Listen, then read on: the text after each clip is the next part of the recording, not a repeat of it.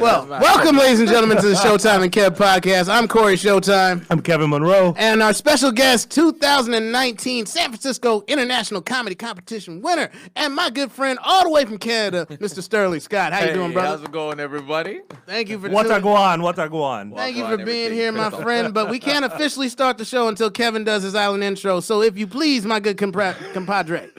In the name of the one called Emperor Selassie, I, conquering tribe of Judah, King of Kings, and Santa Cruz Reggae Music Festival with the Ras. I gotta go up in this piece. Lord have mercy. Yaga yow. Enough things are gone. We are live. I don't know what that means. I never will. I don't care. It just sounds great. It makes me feel. More times, man, I just feel that thing still, you know? Enough blessings from the one called Emperor Selassie. You have to understand, you have to overstand. You have to overstand. Seen? Corey's like, what the fuck is this? You about to call ICE on us right now. Yeah. Yo, my visa's good still, so I'm Between you two and, like, I was born in this country, and I feel like you two motherfuckers are those immigrants coming to take our jobs, you sons of bitches. We're the ones Particularly you from Alberta. I met you in Alberta, Canada, the whitest place, physically, literally, however you want to slice that shit. It's white right now because it's cold. So you fucking cold. live in Alberta? Yes, I do. Well, okay, so right now is now the transitioning stage, is as I call it, is when you start to move into LA. Yes, but then you find out that LA don't pay no money. None! To do the artwork that it is that we do. None whatsoever. However, at the same time, it's also the place where you get to see the opportunities to break the glass ceiling. Indeed. Right. But so it's an all or nothing kind of move. Yeah. It is. Yeah. I mean, I remember like when I was in San Francisco, I was paying taxes on the money I was making for doing stand-up comedy. Like I was making enough money. Meaning like, it was enough. Yes. Yeah, there was money like the government was like, oh shit, this is an income. Yeah, exactly. Yes. This isn't like. And I came out here and motherfuckers are telling me, hey, you got to pay $10 to do 3-minute set. Like, yeah, that's real. You have to pay to do comedy. That is some weird shit. Like, what part of the game is that? And so it's like the back end. I thought the same thing when I first came out, but then I saw your problem. I went to an open mic and that's the problem. I was like, this could be an amazing show. There's 100 people in here an hour before the show, and they go, oh no. This is the sign up. Like, excuse me. Did you just say that this is the sign up? There's 100 people to sign up? Yep. And then, I mean, I'm a humble guy. I threw my name in the hat. I don't throw around credits or try to act like I'm somebody special. Threw my name in the hat, didn't get up, but as a good sport, sat and watched the show. And I watched 30 of the most terrible comedians I've ever saw in my entire life. And I go, I get it. Yeah, you should charge that guy for saying that. A dude literally came on stage with 2 black eyes and a puppet. It was a woman in a wedding gown. And he came on stage and then he sang while dancing with the puppet. And I'm looking around as all the comics are like, and I'm like, no, this is crazy. This is terrible. You know how bad that is? Bad enough for someone to have knocked him in the eye twice. That's how fucking bad it is. And then he stood in line, was like, I'm gonna go do my show now. That's tenacity. And I'm watching this and I go, this is why there's so many barriers. Because like in Edmonton, where I come so much from, shit out here. How many comedians are there in total? Less 7. than 100, probably. I was just gonna go with I'm talking round about all 7. around the whole spectrum. I met all of you when I went out there. Straight to headliner. There's probably, I'd say, in the whole province, under 100. Right now, that's spread out over an entire province, or as you guys would call a state. So you have to imagine there was only 100 comedians in the entire state of California. That would be fantastic. Oh God. No. That is where I'm from. I would go on a killing spree today if I could make that happen. Well, that's what it's like for us. So when I came here and I saw that, I go, yeah, you gotta make some barriers. There's too many trash comedians. Far too many. On top of that, then you guys have the industry here looking for what's hot, not what's good. Right. So you got a lot of trash there's celebrities. There's so many celebrities out there doing comedy that suck. My dude, there's so many actors out there that will tell you, I'm only doing stand-up because my agent told me I need to get more stage time and work on an act. And they clearly have no idea what stand-up is about. And then nothing. Then you've also got the internet stars, which is a new thing. Right. And a lot of them are coming out and finding out that they're not funny because they didn't know that they weren't funny because they never, you know what it's like? It's like the difference between being in a street fight and watching someone doing an instructional fight video. Ooh, now that is a great analogy. Because it's like, right. oh, in theory, what you're doing works. Yeah, But in reality, Yeah. you will get your ass whooped. Yeah, so this is what you're saying is the open micer is that guy that's been, standing in his room practicing his chi on the mirror, and then when he gets in a fight with a dude that's like, a real one. Everybody got a plan to get punched in the face. Exactly. I'm glad you brought up that analogy, and also, I like you've been here like a week. I'm glad you figured this place out that quickly, because those were all spot on. Nobody's like, oh, you're no, wait a minute, like, no, you're absolutely right. It's totally true. I mean, there's a lot of cats out there. I mean, in the Bay, like, there's kind of a pecking order. Like, okay, well, all right, have you worked at Punchline? Have you worked at Cobb's? Have you worked at Tommy T's? Like, there's everybody can say they got up at the Improv out here if they stayed long enough. Yeah, exactly. And it's like, well, out here, it's like they put the kings, the knaves, and the peasants in the same bucket. Yeah. You know? And they randomly pick like a chicken and like you are the king now. It is weird. It's like it was. But check it out. Before I lose the analogy, like when you said about the street fight, I narrowed it down to this when I got out here. Being a comic coming to LA is like being a wrestler going into UFC. Like you legit, you trained, you're in great shape, you know what you're doing, but you better learn to box. You better learn some submission holds. You need to learn some other shit because just what you came in with ain't enough. And that's why, like, when you're a comic, you got to learn to act, you got to learn to host, you got to learn to write, you got to learn something else. Yeah. Because just stand up ain't gonna cut it. I agree with you because Kevin Hart ain't out here doing just stand up. He's doing meetings for a reason. You know what I mean? Well, it's the first thing that they say to you is you're so great at stand up. What else can you do? You know what I mean? It's the only art form where your main skill is just a prerequisite. Exactly. The thing that you Nobody trained else in does that. The thing that you trained in for 10, 15, 20 years, that's just your foot in the door. Now it's like, okay, that got you into college. Now what are you going to major in? Yeah, I mean, Mitch Hedberg had a joke about that, right? Remember that? Where he's like, well, I've trained to be a chef for a long time. He's like, yeah, can you farm? Right? They're like, what do you ask me about farming for, dude? Like, I don't do how that. well can you grow tomatoes? Okay, so let me ask you this. So why did you decide to come to LA? I came to LA because it's hot. 1 month in LA. Canada's cold. I get it. No, 1 month, the opportunities in LA. 1 month in LA can change my career faster than 10 years in Canada. Very true. Now I spent. This is my 12th year of comedy. I'm fortunate. I would not have done it any other way. Here's why. I spent 10 years learning how to become funny. That's important. So now when I'm here in LA, you think I fast track. No, it still is. It still is. think that's important. He wouldn't have got his foot in the door. You wouldn't got here if you didn't do that. Exactly. And then the amount of relationships, like Cory said, I met him in Canada, but he met me as a comedian, as a working, touring. And we're going to talk about Canada too. And you know what I'm saying? And he was also doing the same. He was headlining also when he was out there. The amount of relationships I met and made friends with people who are like, oh, he for real. Like, you saw me live. Like, this guy's not a joke. Yep. And now you see the hustle where it's like, you see me at festivals. A lot of comedians have met me at Just for Laughs. And as anybody knows how hard it is to get there, Just for Laughs is not hard. only was I there, that is exclusive, but I was there doing galas with Dion Cole and Jeff Dunham. Okay. And I made the Premium Blend album, which means that of the entire festival in 2018, they took 15 of the best performances and made an album, and I'm on that. Nice. Okay. Congratulations. And then in 2016 at Just for Laughs, again, I got signed by Kevin Hart. All this is happening in front of American comedians who live in LA, who met me in Edmonton, now seeing me in Montreal. Now I'm here, and they're like, nobody knows this guy, but he's certified. He's been through the fires. And now when you put me on stage, like Crack 'em Up, you saw me there. That performance at Crack 'em Up got me to host last Thursday. Okay. Nice. Getting to host last Thursday, the first thing everybody said was like, yo, you host really well. Well, in Canada, hosting job does not go to the weakest comedian. It goes to the stronger veteran comedians. Yeah, so in theory, that's how it should. Yes. If somebody fucks up, you can clean it up. So I've been hosting my whole It's kind of career. like how LeBron is running point because not because like you don't have another guy to do it. It's just like It's this not like guy Alex knows Caruso. this is the guy to do it. LeBron's job is not to be the king, it's to make AD score. Exactly. Right? So my job as a host in Canada, and this is all throughout Canada, the I can vouch host's for this. job He's a great host. is to make sure the next person going on stage does well. It's not about you. And that's all I care about when I'm hosting, because I realize that if you're a great host, people don't recognize you, all they say is that was a great show. Exactly. And that's all I wanted to do. Yep. And You I said it. I quarterbacked was it. like, hey, if Nichelle, if you're listening, I said it and I'm honest. I want to be the Martin Lawrence of Crack 'em Up Thursdays. There you okay? go. Here's why.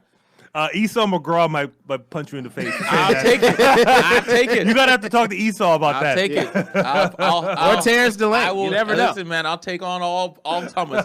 Here's why. There's other dudes with afros. Real quick, while we're on this subject, Nichelle, Mm-hmm. please book Kevin. He exists. He's been there several times. He's a very tall man. He's very She's funny. a sweetheart. Why don't you just go talk to her? He has. I don't know what it is. Look, you know what's weird about that shit? I recommended 3 different people, and I was like, "Hey, man, have you talked to Nichelle?" They're like, "Oh, the show was great." What do you mean the show was great? Oh, well, I did two shows in a month. I'm like, how the hell? I'm recommending you. You're on the show, and I'm out here like, I don't know how you did. I don't know what. That's how I got on. Listen. It's definitely not came, because she doesn't I like you or paid- anything like that. We're gonna Yeah, it find a has way to to get be you on that show. Because like I Slipping paid through the my cracks. first time coming to Crack 'em Up. I paid Uncle Levi at the door, Uncle- yeah, and Uncle I sat Levi. down Shout out to Uncle and I Levi. waited the whole show. I bought Uncle Levi beers, man. Uncle Levi looked like he starred in the book Pimp. Oh yes, he does. Uncle Levi is the sharpest dude I've ever seen. I won't even pat him like on his him, back because I'll man. cut my fingers. I like him. But yeah, and then after the show, I was like, "Hi, I'm a comedian. You don't know me. Can I get booked?"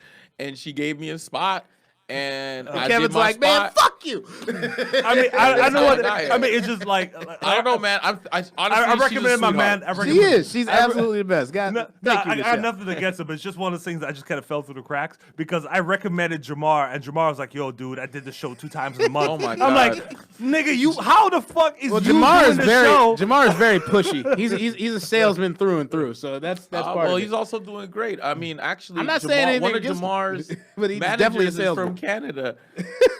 Yeah, he has a I need manager to get- in Canada. I need to get on this Canada Hustling. trade. I need to Yo, get on this I know Canada Canada's trade. dope. Yo, check it out. I met Jamar in Monterey of all places because he was back in. He was still in the Navy or affiliated with the Navy or the military in some way. Yeah, he was in the Navy. Yeah, and there's a big and Monterey's a huge military spot. There, I think he was at the Naval Postgraduate School, and he was doing it. I was running my Bluefin show, and I booked him, and he brought like the whole fucking Navy to that bitch. I was like, sweet, I'll book you again. Yeah. He's definitely very persuasive. Oh, by the way, Catalina, she's from Canada, and she says, "What's up?" Hey, I know exactly who that is. Yeah. Okay. Yeah, of course. I'm trying to- We've I'm been not getting friends any for chats many, over many, many years. Jeez. Okay. Hey, what's up, girl? I don't know if she's still actively doing comedy, but we started out doing comedy together, and we became friends at Rouge Lounge. Okay, And we hit mics together. Yeah, man. I've been there. Okay. We've been around for a minute, man. That's what I love about the Edmonton comedy scene, and I highly recommend to anybody to go and check it. Corey's been up there. He knows Definitely. what I'm not joking when I Go say in the this. summertime if you can. Yeah, don't come. In the I was winter. born in California. I've lived here my whole life. Fuck, it's cold up there. I'm thinking It about is. it right now and I'm It shivering. is. It's But no joke. but the people are the best people in the world. It's And awesome. we want you to win. Yes. We want you, and They want you to be pay funny. you to do open mics. Yes. We can't pay to do Yeah, that? What? yeah, and we but have it's open 75 cents on the dollar. Don't get it twisted. mics. So you just What kind of you're just a comedy female comic. Candyland? They have monopoly money over there. Listen, Sorry, hey, ladies. that's way better It's than still what the you same. get paid here. I agree. We'll I pay agree. you $100 to 100 do Canadian 15 dollars minutes, is better than. whereas you can host a whole damn show here and they'll give you a high five. yeah, I got not even a $25. crisp high five. I got $25 to do a show one time, and I was like, "This is money. What is this?" Like, I didn't know. That honestly, covers you- that at covers one drink and $25, gas. and I realized this is how bad it was. I headlined the Improv on a Saturday night, main room. Oh boy. And they were like, "Man, you are amazing. Come get your money." And they gave me $50.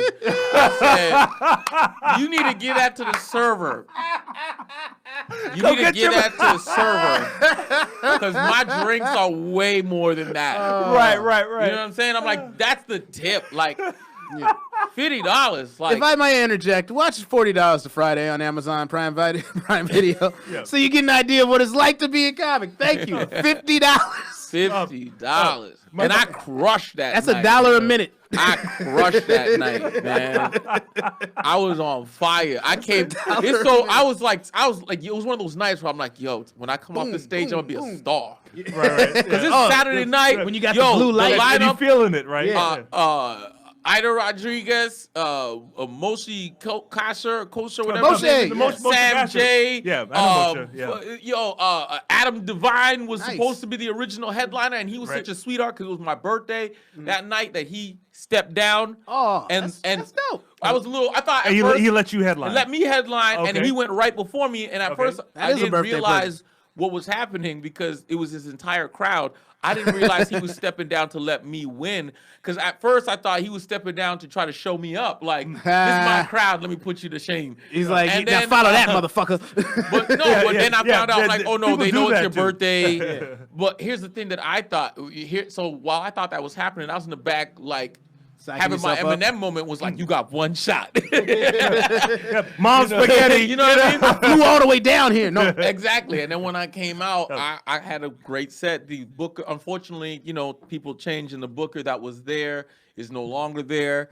So nobody at All that Improv shit happens knows for who sure. I exist, man. And I'm not afraid to start from the bottom in LA because I saw what your bottom is. And you're gonna.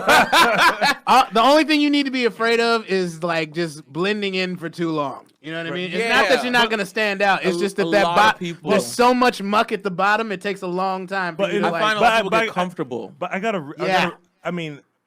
real like personal question for you with this, because we're both like from a different country, and also Trini and so on. Like, how are you? Like, how do you like feel about like black comedy? Like, how you blend into that?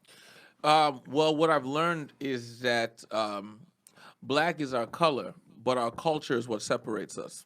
There's American culture, and you're gonna learn that's different here in America. But go ahead. Well, it is a huge difference, and I'll say that because I know American but culture. you're like one of the first people that is successful that I know that's from a different country. I mean, like Godfrey is another person I'd like to ask the same question too. Well, he's very American though. Like he's New York. Yeah. Yep. He's New Brooklyn. York. He's Nigerian, but he's New York. He's yeah. Nigerian, but he's New York. Right. But also, what I've learned is being a Canadian black comedian is the first thing I learned is our culture separates us, but our color unites us. In that American culture is very heavily influenced amongst whites around the world, meaning that people will watch American black culture and then immediately apply that to the Caribbean, African, European, and Canadian. And all of us are completely different from you guys. So what you're saying is white people will stereotype us, and then you guys deal with it. Well, for example, I've never in my life eaten grits. I don't even know what that is. I had grits a week ago. I've never eaten collard greens. Me I either. don't know what that is. Me either. That is But not if at I all. turned around and said to you guys, yo, I want some callaloo dumpling and macaroni pie, you guys would be like, what are you talking about? No But fucking that's idea. my Right. culture. Sounds Right. delicious. That's what though. I eat, and I've never had that. Sterling, but they'll I'm apply fat and that. I'm sad that you haven't fed me that. I'll take you. Yo, I'll take you to a place in Inglewood. Let's mess up go. your whole day. Oh. Hungry Joe's. Okay. Mess up your whole day. I would do just the You other ain't day. gonna and mess I up my posted day. it. Oh, Don't it's start me good. with a good time, It's motherfucker. good. But what I've learned. But see what's happening there? Like I keep that no grits shit to myself. I never tell black people. I tell 'em. I never tell black people I don't eat grits. Well, And I grew up in a culture where like this nigga ain't never had grits, son. but that's the thing, Kill him, right? kill him. And then being Canadian, He's FBI. Get him. and being Canadian, we didn't This have the cohort same motherfucker ain't racism never had that you grits. guys have. The same amount of That is a trip. racism that you guys have is very different from ours. Now, growing up Trinidadian, we had white oppressors, but they were at the top. You never even saw them. They were Yeah. just the Never names even of the saw 'em. corporations. Damn, that's right? dope. But we grew up in a black community, Yep. and saying nigga is offensive. Yep.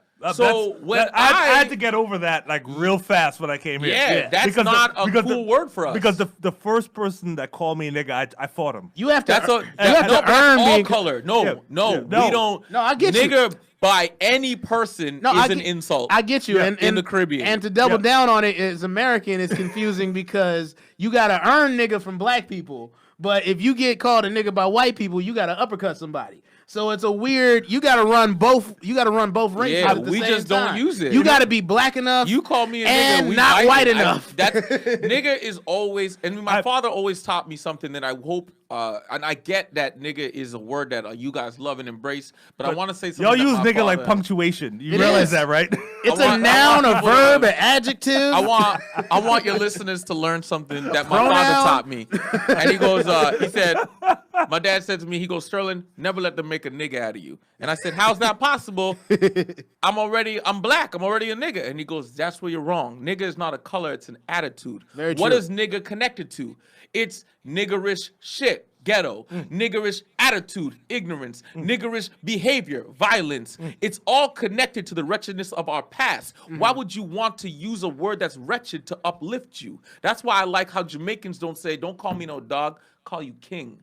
Why? Right. Because that's who you are. Realistically, Jamaicans what is a king? are very intense people, by A the way. king is a person who is the leader of household. That's where king stemmed from. Oh, yeah. Okay? So therefore, they're saying, yo, I look at you as a king and I embrace you as that. If you choose to degrade yourself beneath that, that's your choice. Okay. But I choose to look at you as this. And so when we look at the word nigger, we look at it as how it was used to hold us down. Okay. And I will use the word king to uplift me rather than nigger, because you can never call me a king and make me feel bad. feel A white man can call me a king, but a white man can't call me nigger. So then how is that an uplifting word? I got you. But king. But let me check all day. But check this out. Check this out. From the That's American. just me as a Canadian. Welcome to the barbershop, everybody. Yeah, me as a we gonna Canadian. be here for a while because I got a rebuttal. Now, I'm just saying that's mine, and I think that's a reasonable way to think. very reasonable. Now, if I could retort, the reason why we call each other. Please go ahead. Thank you, referee. Because I have my own. Like, The reason why we call each other nigga is because out here in America, they wasn't gonna call us anything else. They were doing everything like if you just got called a nigga in America, that was great because you wasn't getting lynched, you wasn't getting ripped apart, you wasn't getting torn away from your family, something like that. So, and the base word of nigga was negus. You know what I'm saying? I'm not even sure which African language it came from, but like negus means king. N-U-G, N-E-G-U-S. That's not the base word of it.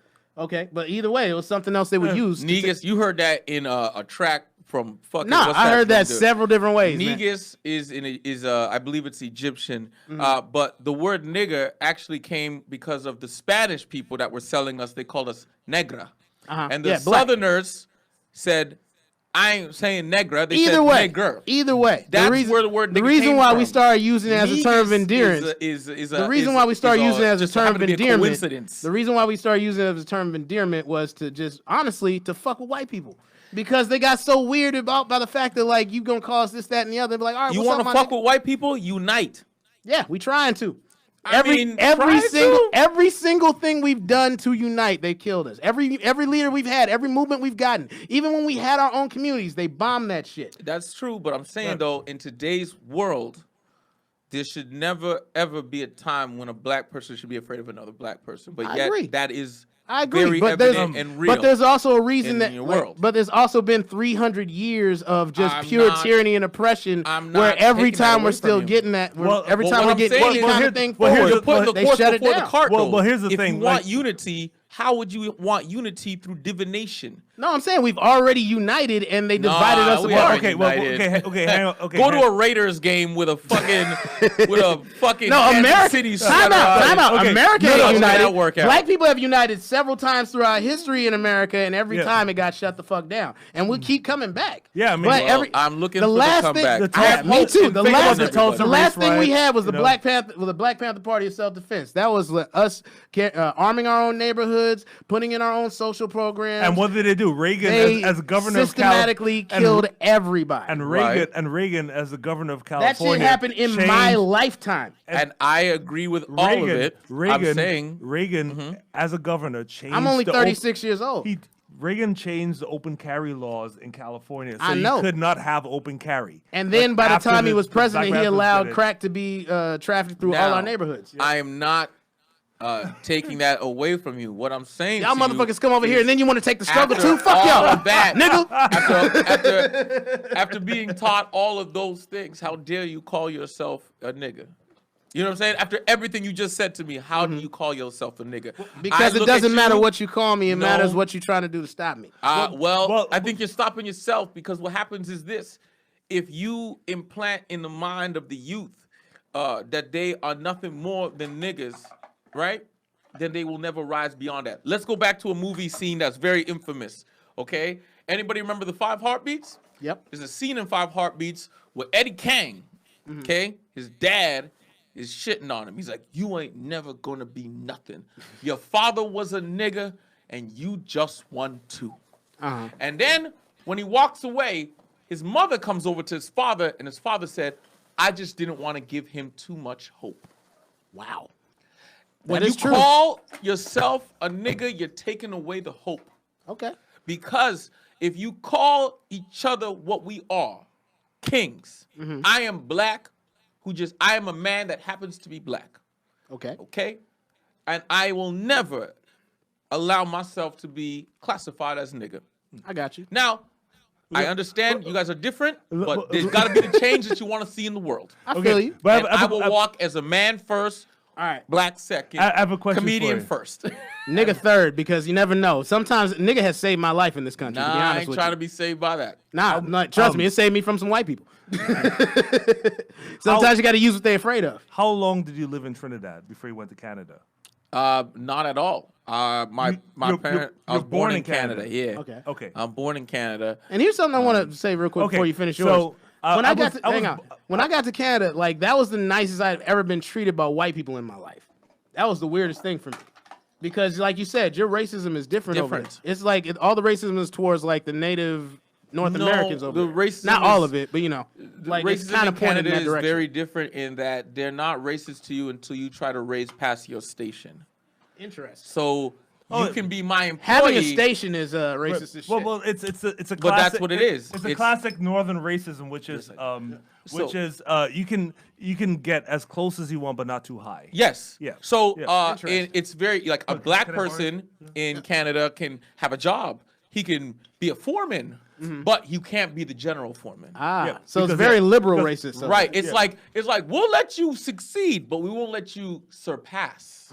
That's the racism in Canada. You can always be doing fine until you start to try to elevate from what they consider your station. And now it's a problem. And then it's a problem. Now it's a problem. Then it's like a whoa. It's like, hey, why is this black dude getting all this shit? What the fuck, man? Well, they won't even accept you. They won't even let it happen. The minute you try to exceed past the highest white man, that's when they go, whoa, stop. You're not good enough. You're not ready. You're not. So there never would have been a Barack Obama in Canada. They never will be. There never will be. Interesting. They never will be. There'll be That's a very shady. There'll be like a provincial senator or something, but not like that level. You'll never get to the what's Justin Trudeau? Yeah, Prime Minister. Yeah, Prime Minister is our highest level of Do you office. guys have a king? Like, because you got British people on your money. What do you mean, king? What are you talking about? I'm still curious. You've been to Canada. I know. I don't understand. I'm asking questions. That's a monarchy. I'm asking. Having a king, it means that you live under a monarchy. Okay. We do not live under that. But you have a prime minister of members of parliament. We have prime minister. But there's no. But the reason you have like a parliament is because like I'm just going like it's going off Britain and they still have a royal family. Right. No, but we do not. You guys don't have a royal family. They are what they call a figurehead in that they have no power, control, or decision over anything that we do. It's more of a thank you by putting her face on the money. That's all it is. Yeah. They have zero influence, control, or whatever. It's like Taylor Swift. Like, and it's nice that she's But there. why would she Taylor doesn't Smith be on a $20 bill? Because if you know what it's like? It's like what's Britney's ex-husband's name? What's his name again? Kevin Federline. If Kevin Federline had money, it'd have Britney's face on it. Thank you. Yeah. Thank you for putting it That here. makes sense. Kevin Federline. So that's what it like, is. He doesn't do anything. He's So just gonna kick shit. Britney is no longer his wife, but she pays him. So he should put his money on. That's Touché. So Touché. England, so the country of Britain it no longer has influence or sway on us. So Brexit doesn't affect y'all at all? No, we were independent. I think about 200 years ago. I think it is. Yeah, we're at 200 years now.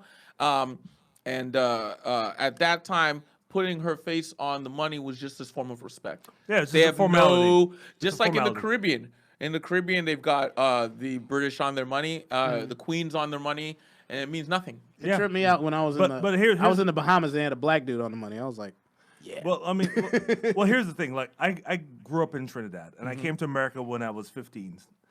So I understand, like, the pressure that Black Americans have had under the. I mean, I grew up in, like, a free zone. I mean, like, my president was black, my prime minister was black.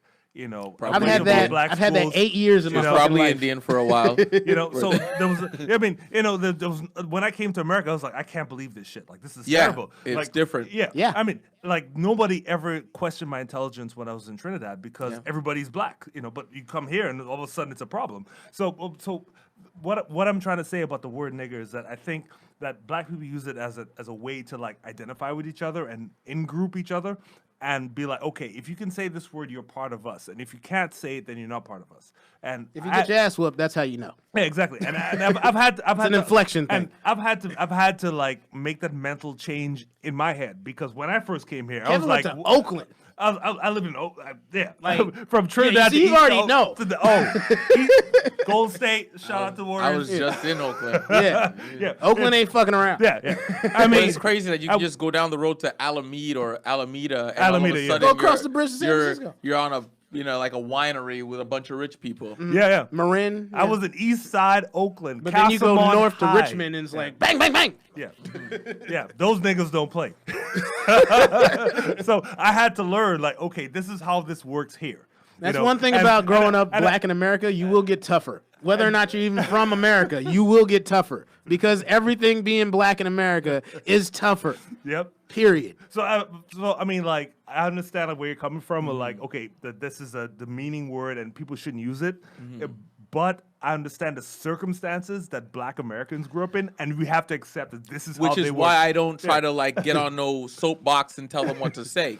All I do is... I mean, how could you, right? I mean, you're from not Canada, from the same motherfucker. No, and I don't ever... I always acknowledge that where I'm from... And I'm from Trinidad. Like, I can't experience. tell y'all how to be. Like, I didn't go through this shit. It's like, imagine this. It's like, here's what it's like for me when I listen about that word. You grew up in a bad neighborhood so you can fight. I grew up in a soft neighborhood. Now I hang out with you, I gotta act like I can fight. You know what I'm saying? Right. That's totally... Now it's like, you know what I mean? I'm like, use your words. Why are you always punching? I can agree with your circumstance was different. Time out. I can agree with both sides of that because it's funny because my mom's a teacher, my dad's a contractor / ex-drug dealer. So I literally got both sides of that argument. Well, then you get what I'm saying. Yeah, so exactly. I don't try to get on no soapbox and tell people what they should and should not say. All I do is when I address any black person, and you'll see it in my text messages when I talk to you, I'll call you king. I'll call you my brother. And we appreciate that more than you know. If I say... Because we ain't getting it from anybody else. Nigga, it's in a negative connotation. If I'm like, that nigga, that means I'm saying it with the ER. Like, I want you to feel racial oppression when I say it. I don't want... So you say it in a racist way. Yes. Every time I say it. It's racist. Can you do me a favor? Can you do me a favor when you use the hard R? Can you talk about white people? Can you just call white people niggers? No, that would make me feel. You know, because the confusion they would see would just bring me joy. The thing about it's Black History Month. Don't do this to me. You wanna insult a white person? Just call them racist. It really throws them off. That is their N-word. They get thrown off by it. It's almost like you call them. It hurts them. It does. Yeah, because they don't. They look at. They're more worried about how they're seen. They're watching Roots and going, "No, I didn't do that. I'm good." But then they're like, "You can have a black friend, but you can't marry one." But they don't see that as racist. That's very They'll true. Go, what? I just like, I want an Italian or a Jewish or an Asian. Yeah, you know, I just want Ma to marry. We're from the Bay. We see the white nation doing thing it all the time. You're doing it. Well, I mean, it's only the reason. The only reason this North America, period, is the biggest science project in the world. Because if you go to China, what color are they? Chinese. You go to fucking Russia, what color are they? Russian. You go to India, what color are they? Indian. Now, when you go to America, everything. That's what I mean when I say it's the biggest fucking science project, because never in the history of mankind have we had to take all of the world and put them in a basket and be like, how does it work out? Do you know if you go to Russia and be like, nigga, they'll be like, yeah, fuck them niggas. They don't care. You go to China and be like, nigga, they go, we have a word for that. We got a Chinese word for that, right? You go to India, they don't like black people there either. Well, no. They hate black people all the time. No, ancient Rome, Persia, They all ancient. Let's put that in the key text there, because if you go to Rome right now, it's gonna be an ancient feeling about black people. The only thing I know The about original samurai was a black person. Black people have taught people how to make castles. Black people taught people how to bathe. Black people ended the plague. True. Black people are institutional in the entire development of the world. But that doesn't mean they don't hate us. That's very true. my point is that The first samurai was black. multiple groups of people have lived in the same spaces. Like the entire Roman Empire was that. There were Greeks. Keyword ancient. Yeah, there were Greeks. There were Persians. There were Eastern Europeans. There were. And who were the rich? The merchants. And that's pretty much our celebrities of today. No, my point is that America is not the first science experiment of getting people from different ethnicities. You know why I would say it is? It's the first one where they can actually say, we don't like this racism. In other cultures, they never did that. That's true. Racism has been accepted. In fact, if you want to go far back, let's go back to the Code of Hammurabi. His first laws were talking about, if you blind a slave, you owe the guy money. Which means that slaves was so common back there. Then you had slave, you had commoner, then you had well-off. Oh, yeah. How different is that from today? We've got middle class, we've got rich, and then we have comedians. The guys that can be Postmates, yeah. But I really hate that that's so true. But the reality is how different is what you just said, where racism in those times was allowed, right? And they didn't care. They looked at your class, and your class was based on money. At the higher end, in the 1%, it's like they all say. They go, once you get to $1 million, once you get to $1 billion, you're not a color anymore. That's true. There's no billionaires. The reason why that text in the Bible where they say it's easier for a camel to get through the eye of a needle than it is for a rich man to get through the gates of heaven is simply because you can't become a billionaire without walking on the backs of millions of others. Very, very true. There's no way around that.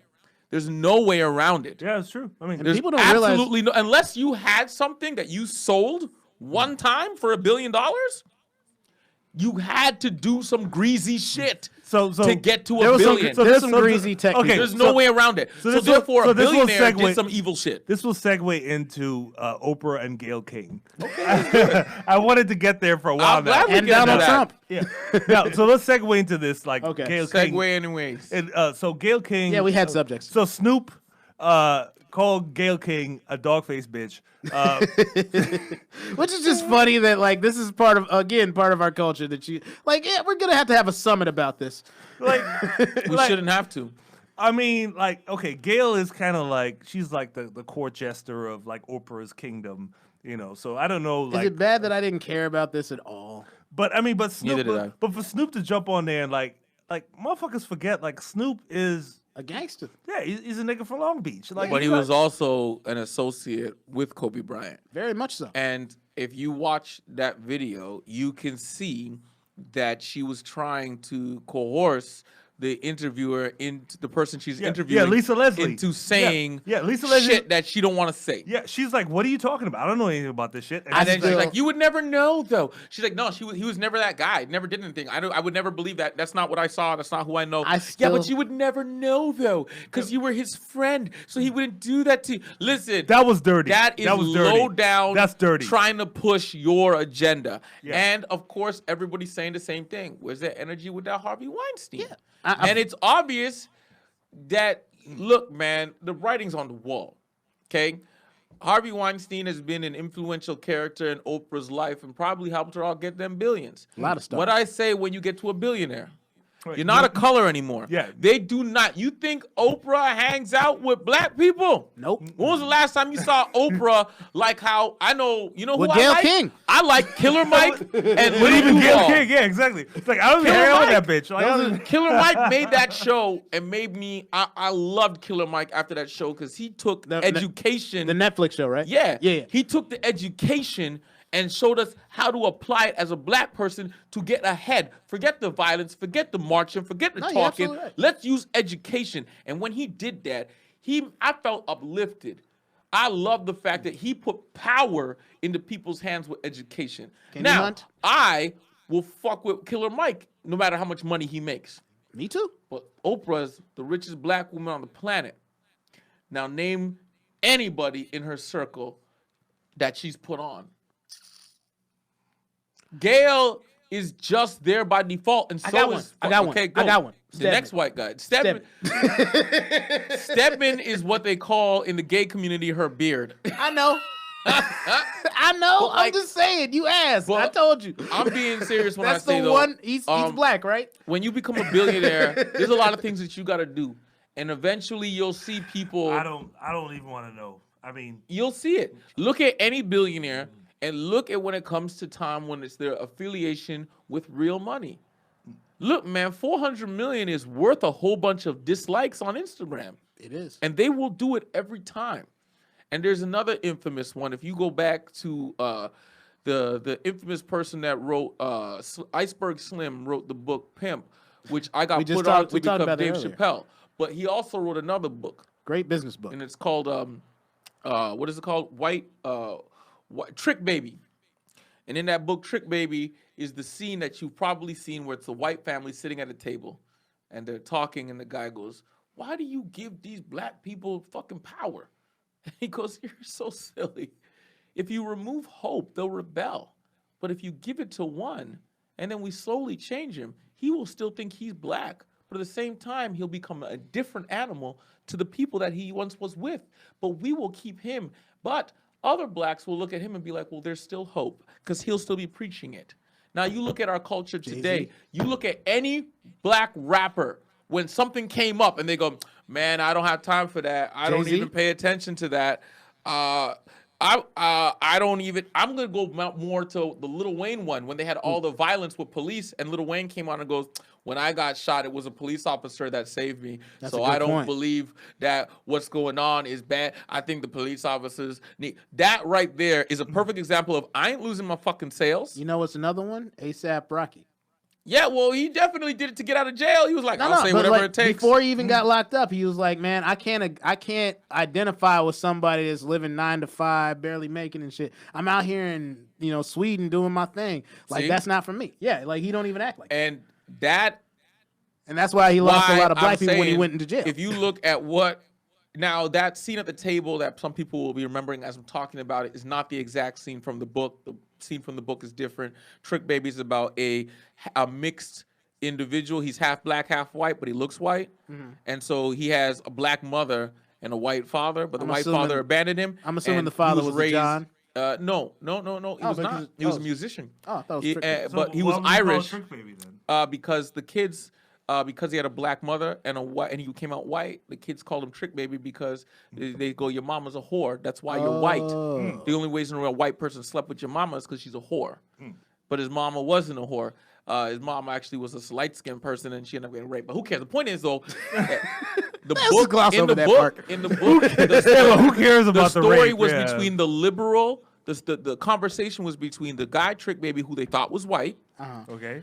a liberal white man, and a conservative white cop. And this conversation came up. If you go into the book Trick Baby, you will see that conversation. It's in chapter 9. And here's the thing. That story was written, he published in the 60s. Yeah, right? All this stuff was in the 60s. It's 2020. And I can show you that story today. The brilliance of him to show us that this is the world that we live in. That there is no unification with liberal and Democrat. And if you ever really talk to an honest white person, they'll tell you, "I understand you because of the fact that I hear what my family says." Don't trust that motherfucker who says, "Oh, my whole family's not racist." Really? How come all your family photos is white people? How come whenever you go out, it's only white people? But then when you need to have a conference about whatever fucking cultural thing you have, it's a black person. I've sat with white people who said, "I know what they mean when they say the hidden racism, where it's like, we think we're better than you. We don't consider ourselves to be you. You're lesser than us. I've seen that firsthand. And we accept you the way a person would accept a dog." Yeah. And a lot of and I get so angry when white people don't want to admit that. I'm like, and I always make that joke. I go, "You guys have the worst Christmas dinners. You liberal whites have the worst Christmas dinners because you got that uncle who's like, 'Hey, look, man, I don't know what you want to say, but if they call themselves niggas, I'm gonna call them a nigga too.'" Yo, Sterling, check it out. That right there, in a nutshell, is what it's like to be black in America. We all know that, but no one's ever gonna say that shit. Yeah, we all know it. We've all seen it. We live with that every fucking day. But the strength but they'll never say it. Is so weird. This place is so weird. If we, I know, I really should go back to Trinidad. I'm really thinking. No, you about shouldn't. It. I mean. No, it's still good here. It's bad out there too. They got a lot of Venezuelans and a lot of racism. It was very easy for me to get these beers. We didn't have to shoot anybody. We didn't have to stab no one. We good. That's the thing, though. What do you think it's like in Trinidad? You think we run around like shooting people for liquor? Great in Trinidad. It's amazing. No, but I'm saying, like, how much would this beer have cost you? $1. Yeah, $1. It's actually cheaper. Liquor's cheaper, and with my U.S. dollars, I'm. So what's the reason that you don't want to live there? Because you know how hard it is to make a U.S. dollar. There we go. Bam. That's my point. I just walked in and handed them the money. You've got to look at the pros and cons. I sat at my desk for 8 hours to get that money. If black people did what Killer Mike had said to do, which is invest in black, spend black, then white would respect us not because of the color of our skin, but because the power of our money. Sterling, we've done that and they bombed us. Stop saying what you've done and start doing. We're doing that. They're bombing us. Show me a neighborhood. Have you heard of the Tulsa race riots? Sterling. Have we you had heard? that in the 50s. I don't give they a shit blew what that you did shit in the up. 50s. I say started today. I'm saying if we did, they do it again. Why is it that when I go to every major city, there's a Chinatown and a Little Italy, but the black neighborhood is always called a ghetto? Because they haven't bombed Chinatown and Little Italy. Well, no, they don't. Listen, why? I'm dead serious. Look through history. When have they bombed Little Italy? When have they bombed? When have they bombed anything that's kind of European? I can definitely go back and show you where they did it. World War II. They took everything from Asians. Yeah, but you know what Asians did? They took them in internment camps, and then they gave them reparations. But you know what? Well, you know why? Because they stayed together as a community and they made money. They made money. You realize that they are powerful. That the government did give the Japanese reparations. The Japanese, the Chinese, the Jewish. I'm not saying that they didn't. I'm saying look at their communities and how well they work together. They move as a unit. And so did we. We moved as a unit too. We don't. The FBI killed us. They put crack in our communities. They gave us guns. What the fuck else do you want me to do? We even had music working for us. And like we had, remember in like 1988 to 89, everybody had them Black Power pendants and Fight the Power. And then by 1992, everybody was bitches and hoes and shit. Yeah, but there's always something, bro. But that's us singing it. We need to change that narrative. Oh my God. Okay. We have to change that narrative. And if we don't change Canadian. that narrative, I'm telling you, you really don't get it, bro. So you're gonna tell me that because you slipped and fell one time, you'll never walk again? I'm telling you, we running right now, and they trying to trip us every time. Show me a neighborhood. We jumping over shit. Show me a neighborhood in California that is pro-black for their stores all the way to the neighborhoods. I'll go there and I'll shop there every single day. All right. Now, but do we have that? No, we don't. Okay, not anymore. let's build one. That's all I'm saying. Okay. Well, there's a couple. Give me some money, bro. Let's get started. There's Boyle Heights. There's you got billionaires that are black here. You do? guys worship Beyonce, Jay-Z. Jay-Z. Show me a black billionaire, Where are bro. they building shit? Show me a black billionaire. I'm answering the question. Billion. I told you, Jay-Z. You named two, nigga. Jay-Z, fucking Puff Daddy. He ain't a billionaire. What you call it? What's his name? Puff Daddy, Beyonce, Sean Puffy Combs, Dr. Dre. Yo, they have more money than fucking the entire population of black people. Four people I just named. All right, so you're telling me that those four Tyler Perry. So those four black people should buy like some island, some desert area in California and make their own settlement. Why not? Okay, I'm down. I'm saying why not? Let me get why not? Give me some phone numbers and let me I'm saying why do you think that hasn't happened? Because are you aware? Because there's no money in it for them. Are you aware of the banking history in this country? There's no money in it for them. There's no profit in them. In 2008, Wells Fargo had to pay like $1 billion because they were stealing money from us from the housing crisis and the housing bubble. Yeah. It hit everybody in this country. It hit us the hardest. That was 10 years ago, bro. And 12 now, years ago. In 2020, I just named for you 4 people. And you're saying in 12 years, entire city. You're saying in 12 years, black Americans have to have all that shit fucking figured out. You're saying over everything that's happened, we should already have it figured out. I'm saying today, I can name 4 artists. Yo, if you okay, let's take this a step further. 4 black people can't do that. I'm not saying they can't. Could go to Africa. I'm not saying they can't. And build an entire city. Why can he go to Africa? Why can he go to Africa and do that? Why not? Where is he from? It doesn't matter where he's from. No. Where is Jay-Z from? Where is Beyonce from? Where is T.I. from? Where is Killer Mike from? They're from America. He's from Africa. And he went and he bought a set of land that was poor, that nobody wanted. You and he can't took do his that money. here. You just told me that they should do that. I agree. Isn't And the there's a entire reason why state we of can't get that Pennsylvania? shit. Isn't the entire state? What's one of those states that you guys have where they will give that to white people first? They won't even give it to the people that were here first. What you showed me is the one thing that I feel bad about with black people. You showed me that you don't believe in yourself. Wow. Because all you've told me was, no, we can't. No, we can't. And you showed me, that you don't understand a fucking thing that I just told you over the last fucking hour that I've been here, bro. I'm showing all right, bro. I say yes, we can. Okay. No, well, I mean, stay here a little longer and see if you get. No, all I'm gonna see is that more people don't want to do it. No, people don't want to do it. You just moved here. Holler at me in a year and tell me if you feel the same fucking way. I watched. We're doing the in same that episode, shit. Killer I'm fighting Mike the same fucking took a fight, building. Bro. And why doesn't Killer Mike have his own shit? He's got his own land. He's got his own land. Why doesn't he have more people on it? Why doesn't he have his own city yet? Why isn't Killer Mike the mayor of Killer Mike Land yet? So first off, let's get into that. Let's get into that. He just went to the courthouses 2-3 days ago. 2-3 days ago. To go and have his barbershop and his land and everything so that he could build more. Got you. So he's doing that, and he's one guy. Yeah, that's one guy. He's employing that's one guy that black just people. figured that shit out. That's one guy that just did that shit. He's what, 40 years old? It took him 40 years to get to that. Just that one guy. Understand? But yet that as fucking information smart is as there. he is, as woke as he is. Yeah, he has the information. Yeah, and he's teaching other people. But look how long it took him to get that one thing. I'm telling you, bro, it's way more complicated than you really think it is. I'm talking about. It doesn't matter how long it does took matter. him You to... just told me we've been here this whole time. You we don't ain't got even it let yet. me finish. Okay. You're just being a straight hardcore American and not letting me get a point across. No, I'm just telling. I'm just telling you what it is, all bro. you proved to me. Can I say something? All you proved to me is you don't get it. Can I say something? Shit can be done, but hasn't been done. Can I say something? Okay. Can I say something, please? It ain't been done in Canada either. Can I say something, please? Yeah. I feel like I've been left out of this last 5 minutes of a fiery barbershop.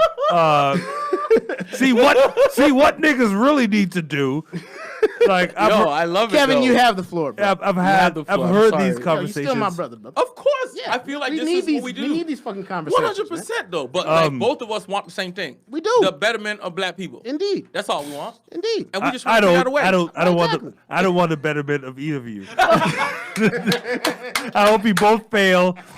And I get more stage time because you both die somehow. And this is the problem, Sterling. We can't advance because of this nigga. Well, this king right here, in my opinion, I hope we both die. can have the floor. Well, here's the problem. I mean, like, the Wells Fargo thing is a real problem because a lot of black people invested in real estate trying to better themselves. And in 2008, Wells Fargo proved that they were giving them subprime loans regardless of their credit history.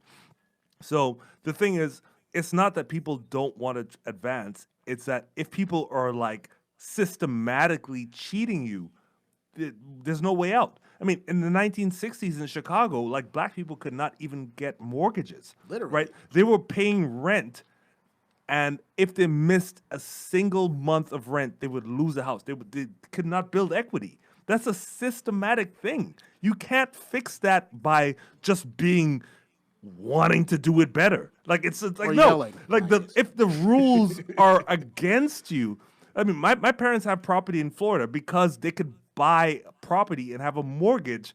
And in the 50s, black people just couldn't fucking do that. And in 2008, Wells Fargo cheated black people out of their mortgages. I don't care how, like, fucking optimistic and how hardworking you are. If they're stealing from you, nigga, they're stealing. I'm not taking that. You You're see what I'm missing my saying? point. Well, I never disregarded what had happened.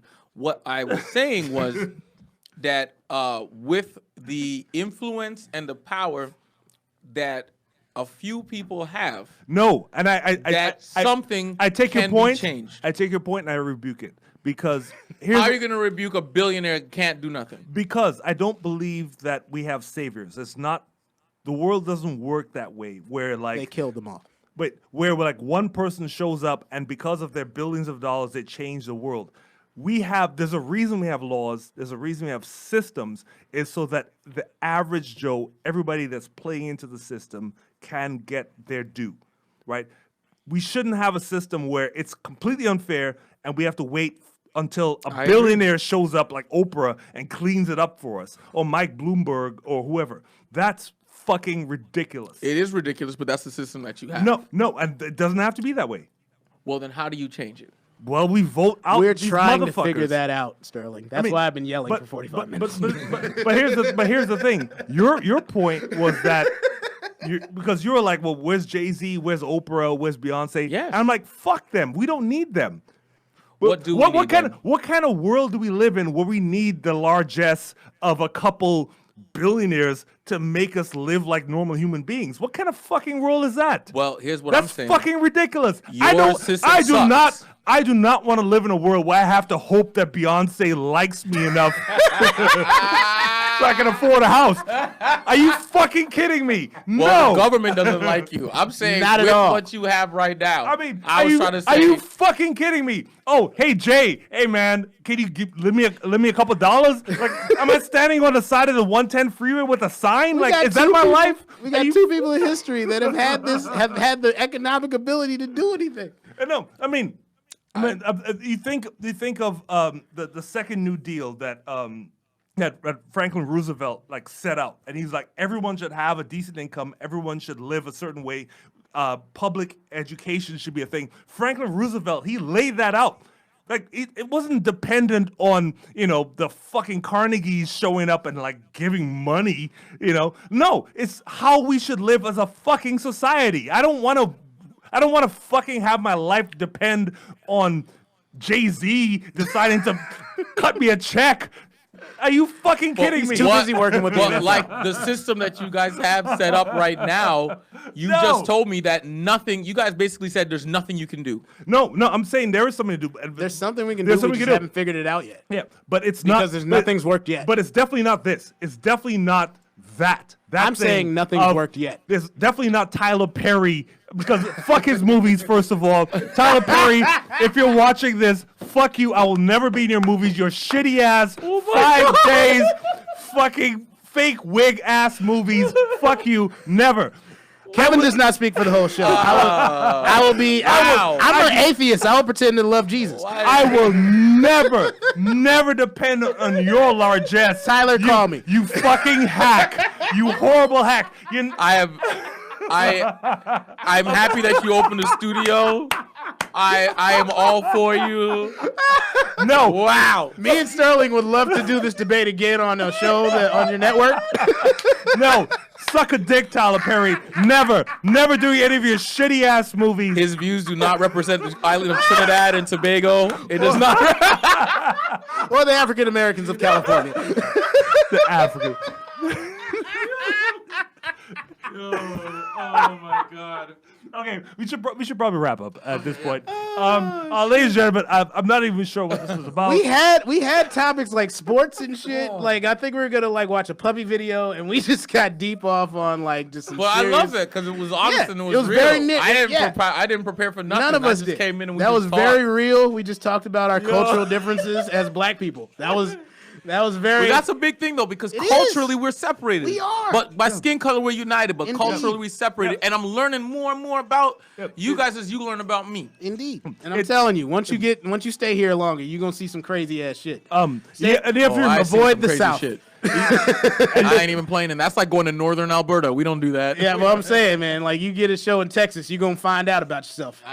They ain't about yourself. They gonna call you somebody you ain't.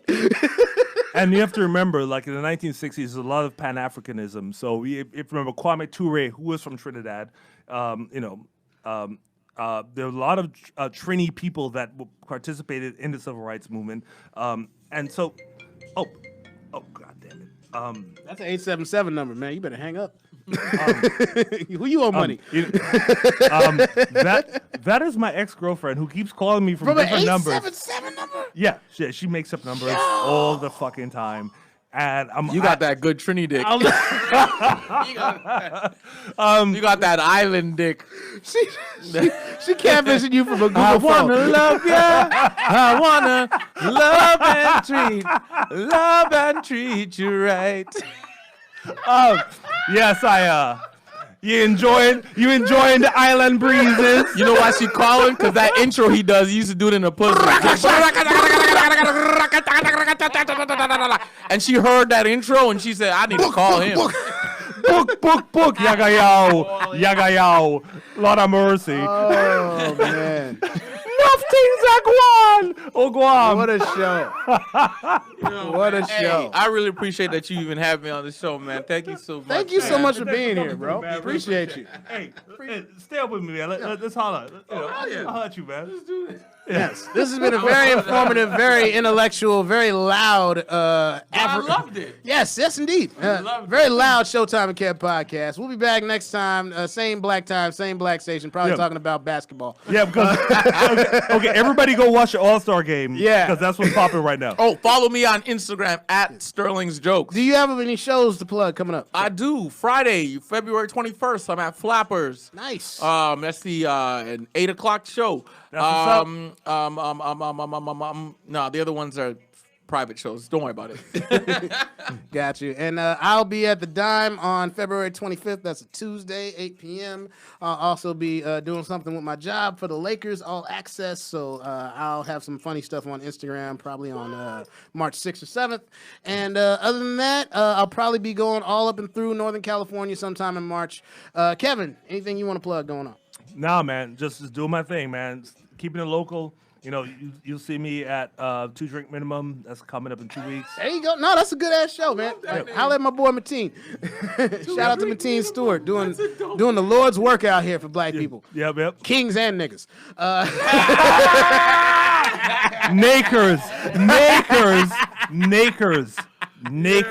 Yes. Go Nakers. I'm gonna get one of those jerseys. All right. We'll wear it to a game too. All right, y'all. We getting up out of here. You ain't gotta go home, but you gotta get the fuck off my Wi-Fi. Holla at your boy. Peace. Peace out.